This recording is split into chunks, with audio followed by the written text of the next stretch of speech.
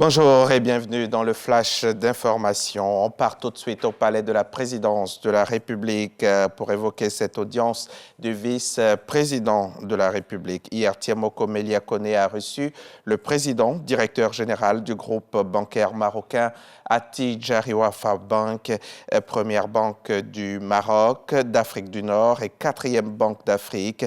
Elle compte près de 10 600 000 clients particuliers, professionnels, entreprises et institutionnels sur 26 pays. Le compte-rendu de Viviane Haïma dans le 13h.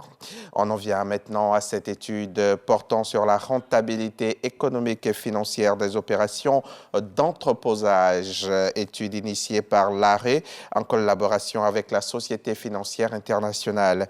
Par ARE, entendre Autorité de régulation du système de récépissé d'entreposage. Hier, au siège de la Banque mondiale à Abidjan, s'est tenu un atelier de restitution des résultats de l'étude, atelier auquel a pu assister notre reporter Khalil Diomandé.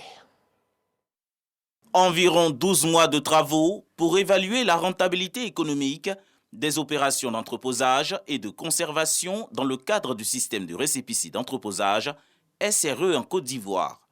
À la manœuvre, l'Autorité de régulation du système de récépissé d'entreposage ARE en collaboration avec la Société financière internationale IFC. Le SRE, un mécanisme permettant aux agriculteurs de déposer leur production dans une infrastructure de stockage certifiée et de recevoir un récépissé servant de gage pour l'octroi d'un crédit auprès d'une banque.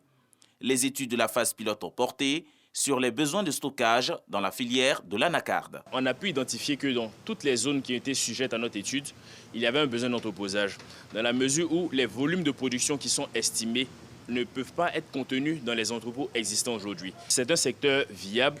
Il faudrait que l'État ainsi que tous les acteurs fassent preuve d'engagement. Puisque le produit est mis en marché pratiquement 4 voire 5 mois, alors les producteurs ne disposent pas des conditions idoines pour stocker le produit. L'arrivée des entrepôts au niveau du milieu des producteurs va nous permettre d'avoir des produits de qualité sur le marché. Les prévisions annoncent la production de plus d'1 million de tonnes d'anacarde d'ici à 2025, avec un besoin de stockage estimé à près de 150 entrepôts. Aujourd'hui, notre but, c'est d'inciter le secteur privé, d'appeler le gouvernement et le secteur bancaire. Cette étude a pour but donc de montrer à tout le monde que tout ce système-là est rentable en possédant simplement un magasin. En perspective, l'Autorité de régulation du système de récépissé d'entreposage entend réaliser des études similaires pour les filières de la cola, du coton et du cacao.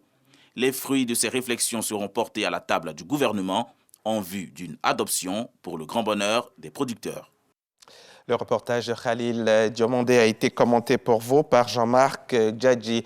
Allons-y maintenant pour le petit déjeuner d'affaires organisé par Eurocham, la Chambre de commerce européenne. À travers ce petit déjeuner qui a eu lieu cette semaine, la Chambre souhaite renforcer le dialogue entre le secteur privé et le secteur public. C'était en présence des membres du Comité national de pilotage des partenariats public-privé. Le reportage d'Emmanuel Niangoran et Jean-Louis Gbangbo à suivre dans le 13h. En parant à RDC, où le M23 s'est rapproché de Goma ces derniers jours.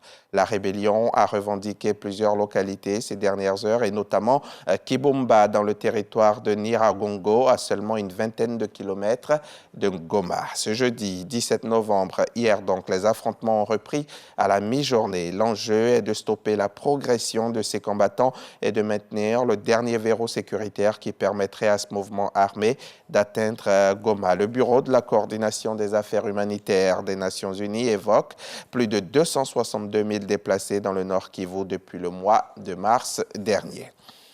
La Corée du Nord a lancé ce vendredi 18 novembre un missile balistique intercontinental qui serait retombé dans la zone économique exclusive du Japon. Un tir qui fait suite à la cinquantaine de missiles tirés ces 2 derniers mois par Pyongyang en réponse aux exercices des armées sud-coréennes et américaines. Jeudi encore, la Corée du Nord avait tiré un missile à courte portée et promis une réponse féroce au rapprochement militaire entre Séoul, Tokyo et Washington. La Maison-Blanche a condamné fortement le tir, qui constitue selon elle une violation éhontée de multiples résolutions du Conseil de sécurité des Nations Unies.